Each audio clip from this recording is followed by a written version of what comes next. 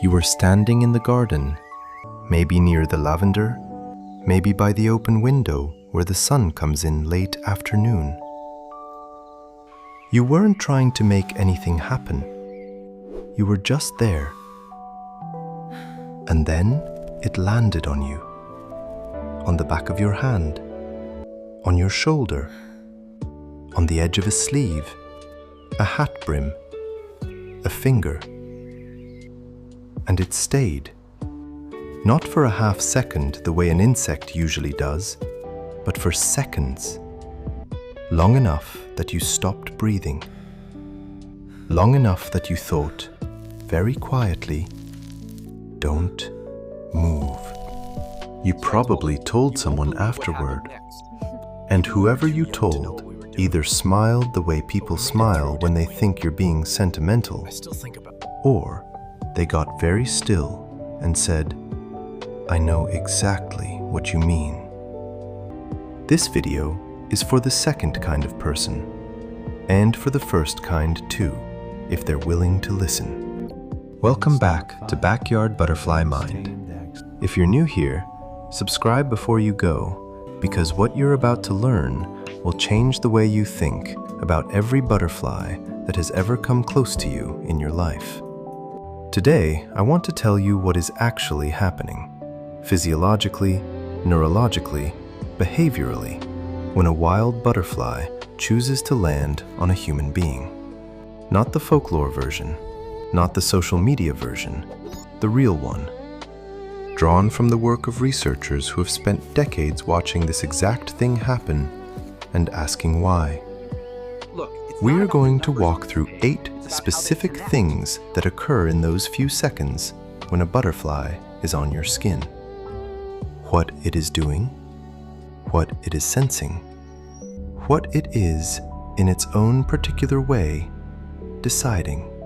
Stay with me until the end, because the 8th thing is the one I have been asked about more than anything else on this channel, and I have waited a long time to talk about it the right way. The first thing you need to understand is that the butterfly on your skin is at this very moment tasting you. Not metaphorically, literally. A butterfly's primary taste organs are not in its mouth. They are in its feet. The technical term is tarsal chemoreceptors, tiny sensory hairs on the bottom of each of its 6 legs that can detect dissolved chemicals at concentrations roughly 2,000 times more sensitive than the human tongue. When a butterfly walks across your skin, every single step is a chemical reading. Salt, amino acids, sugars, trace minerals, the faint residue of whatever you ate, whatever you touched, whatever your body has sweated out in the last hour. Researchers at the University of Florida Department of Entomology have documented this in detail. A female butterfly uses these foot receptors to evaluate plants for egg laying. She lands, she walks a few steps, she tastes the leaf through her feet, and within seconds, she knows whether it is the correct host plant for her caterpillars to eat.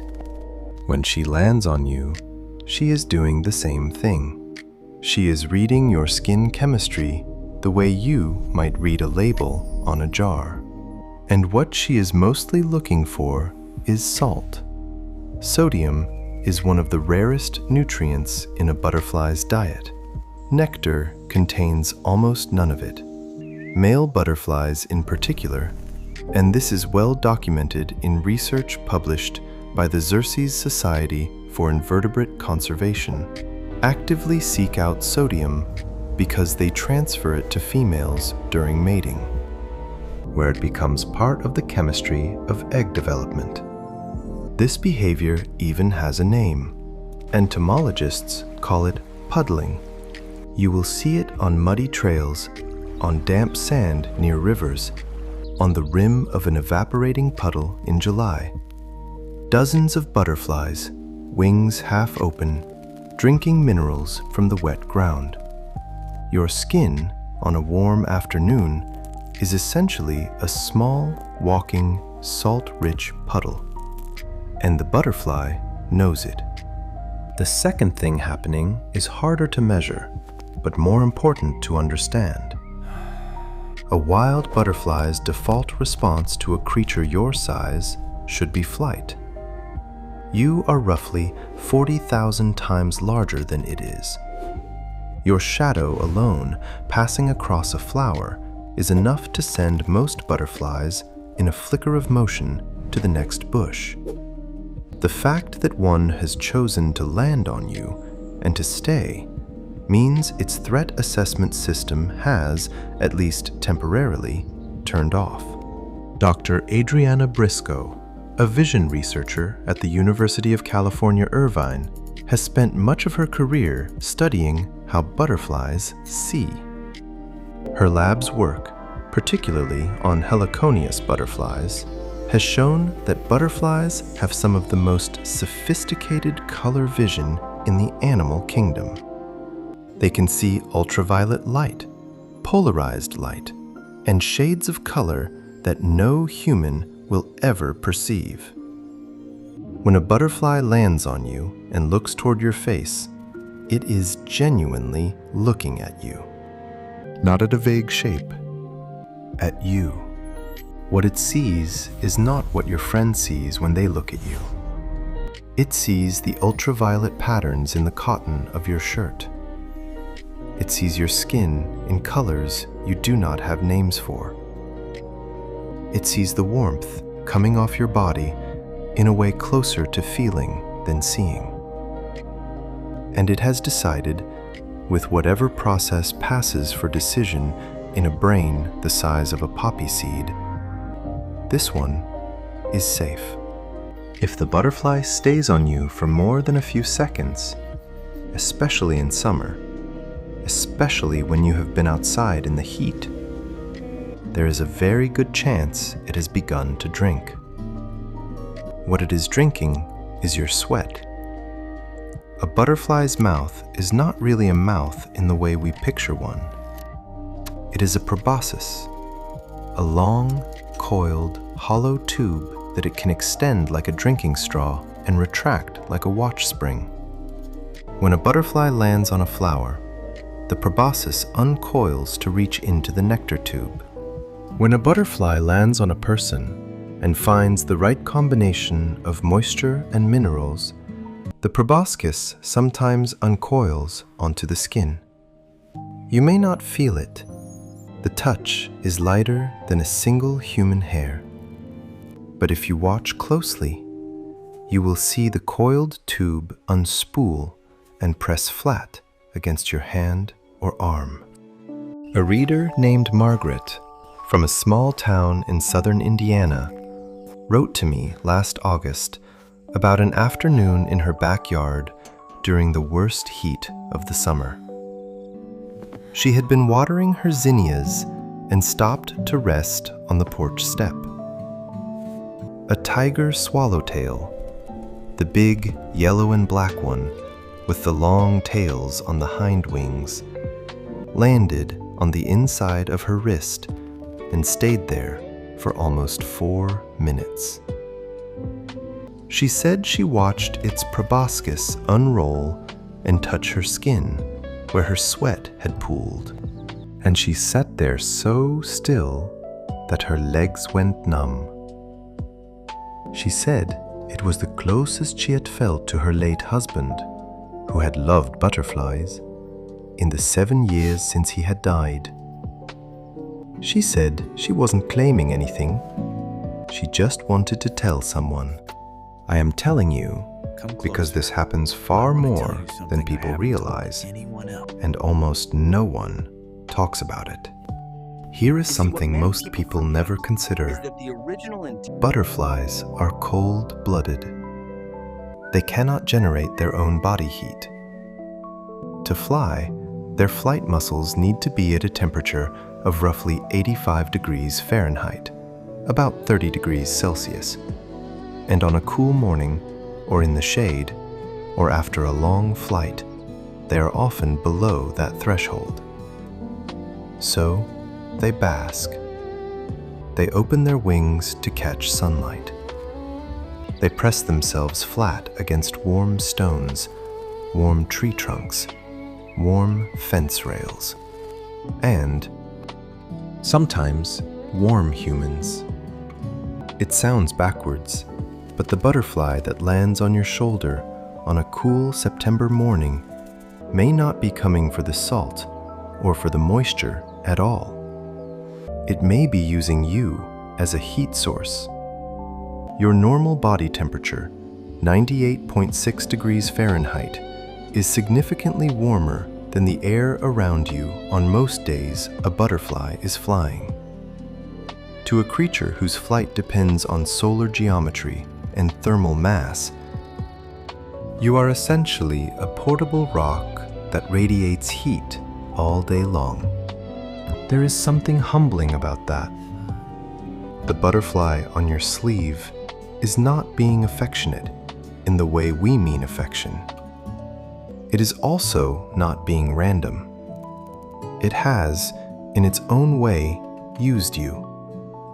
It has borrowed your warmth so that it can fly again. And in a few minutes, when its flight muscles are ready, it will go. Most people, when they understand this, do not feel less moved by the experience. They feel more. You may have noticed something, maybe years ago, maybe just last summer, and dismissed it because it seemed too sentimental to mention. Butterflies do not land on every person.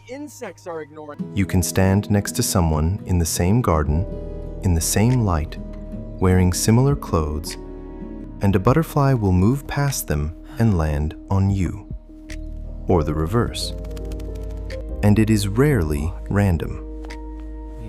I'm going to say something that most butterfly content avoids saying, because it sounds unscientific, but I believe the science actually supports it. The butterflies are responding to specific physical cues that vary from person to person. Body chemistry. The exact mineral content of your sweat, which differs based on your diet, your hydration, your hormones, even your genetics. The color and reflectivity of your clothing in the ultraviolet spectrum, which butterflies see and we do not. Your stillness, or your patience, or whatever it is in your nervous system that makes you the kind of person who notices a butterfly long enough to stand quietly when one approaches. None of this is mystical. All of it is real. And taken together, it means that the butterfly that lands on you is, in some genuine and measurable sense, choosing you over the other people available. If a butterfly has landed on you more than once in your life, you are, in the chemistry and the patience and the way you carry yourself in a garden, the kind of person butterflies land on. That is not nothing. That is a small, real thing about who you are. For most of the 20th century, scientists assumed that butterflies could not really learn. Their brains were too small. Their lifespans were too short. Whatever they did, the thinking went, was pure instinct. That assumption, over the last 20 years, has completely fallen apart. Research published in the journal Proceedings of the Royal Society B, conducted at Georgetown University by Dr. Martha Weiss, demonstrated something remarkable. A butterfly that learns a behavior as a caterpillar, for example, an aversion to a specific smell, will, in many cases, still remember that lesson after it has gone through metamorphosis and emerged as an adult butterfly. Think about what that means. The caterpillar dissolves almost entirely inside the chrysalis. Most of its body becomes a kind of organic soup before being rebuilt into the adult form. And yet, somehow, the memory survives the dissolution. Some part of what was learned in one body persists into the next. We do not yet fully understand the mechanism, but we know it happens.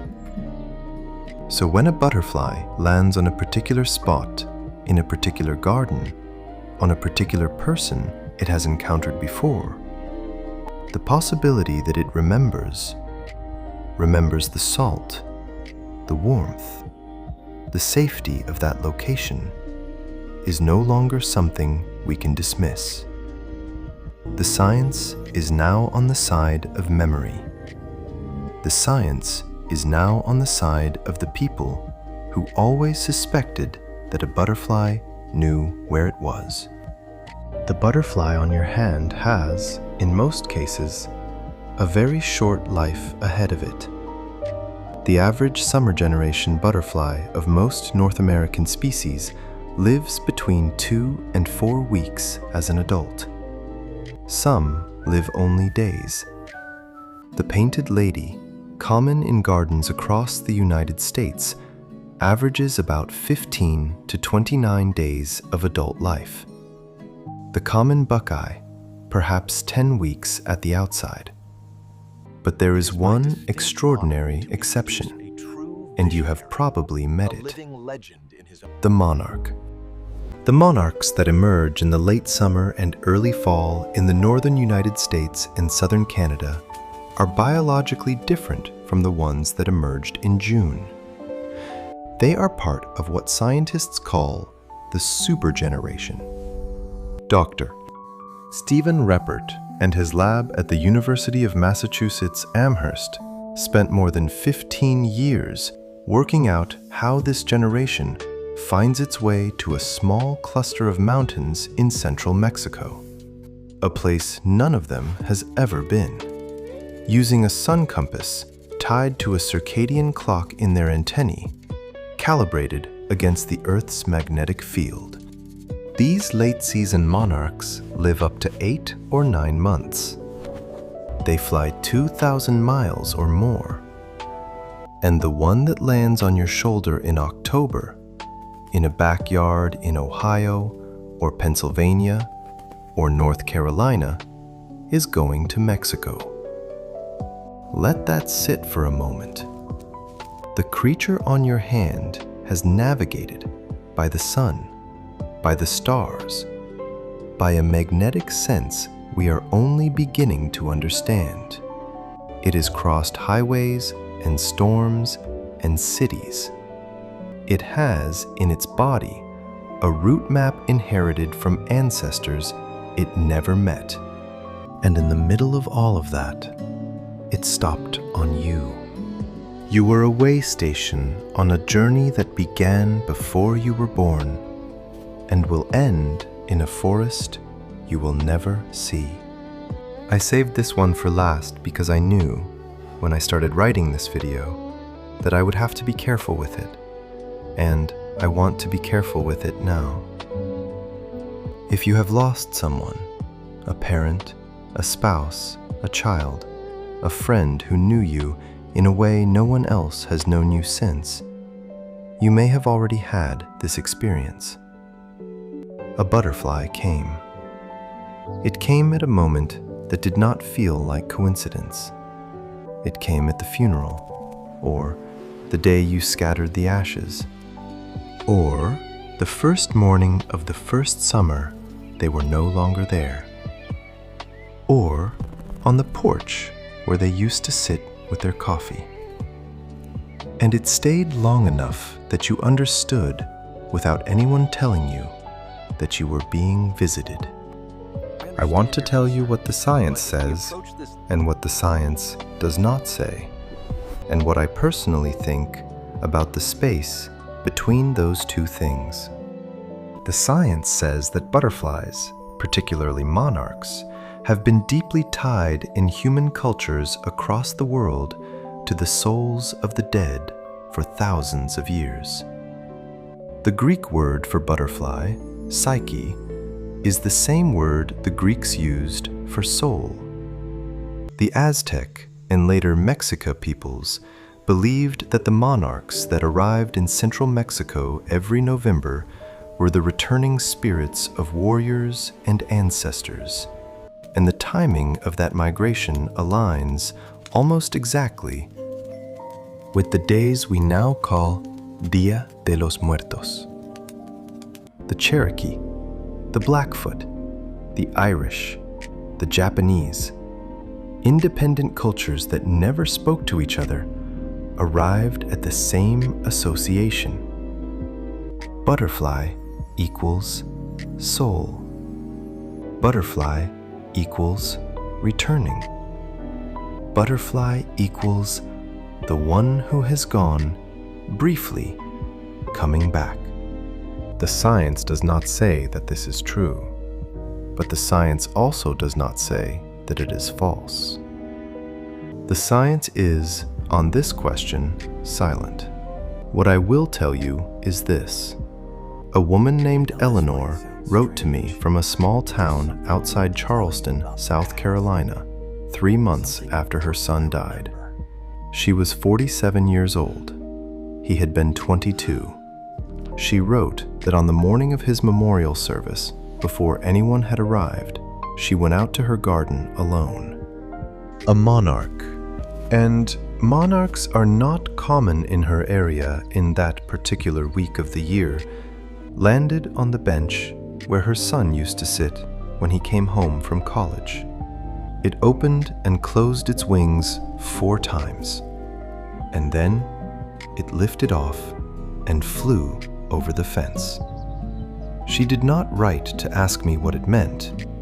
She wrote because she wanted to tell someone who would not look away. I am not going to tell you what that butterfly was. I cannot. No one can. But I will tell you what I told her, and what I tell everyone who writes to me about an experience like this. You did not imagine it. The butterfly was real. The timing was real. The way it sat on the bench at that hour, on that morning, was real. And whatever framework you use to understand what happened, whether you call it grace, or coincidence, or a sign, or simply the way the world chooses, sometimes, to be kind, that framework is yours, and no one gets to take it from you. The butterfly that lands on a grieving person is doing every single thing we have talked about in this video. It is tasting their skin. It is reading their warmth. It is borrowing their stillness.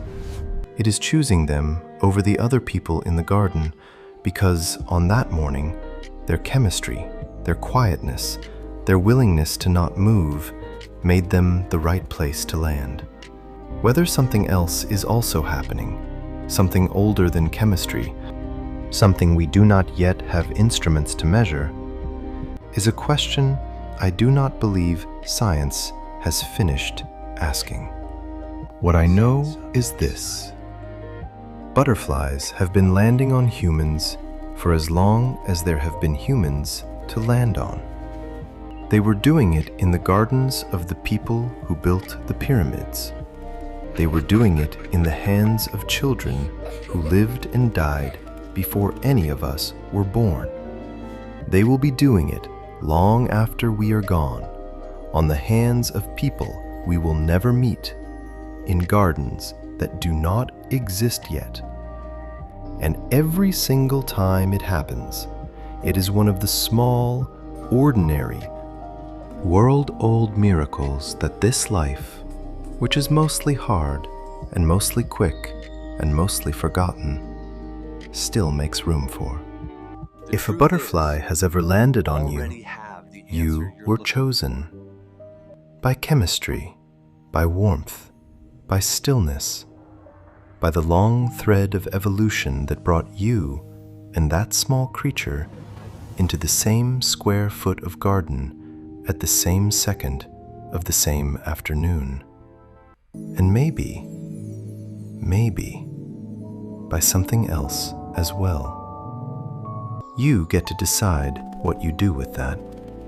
Before you go, I want to ask you something, and I want you to know that I read every single comment that comes in. Has a butterfly ever landed on you? What kind was it? Where were you? What was happening in your life at that time? And, if you want to share it, did it feel like more than chemistry? I have read thousands of these stories on this channel, and I carry them with me. The ones from people who lost a child. The ones from people who lost a parent. The ones from people who simply remember a summer afternoon when they were 11 years old and a butterfly stayed on their hand for what felt like forever, and they have never quite forgotten it. Tell me yours. And if this video reached you in a way you did not expect, share it with someone who would understand. Thank you for being here at Backyard Butterfly Mind. I will see you in the next one.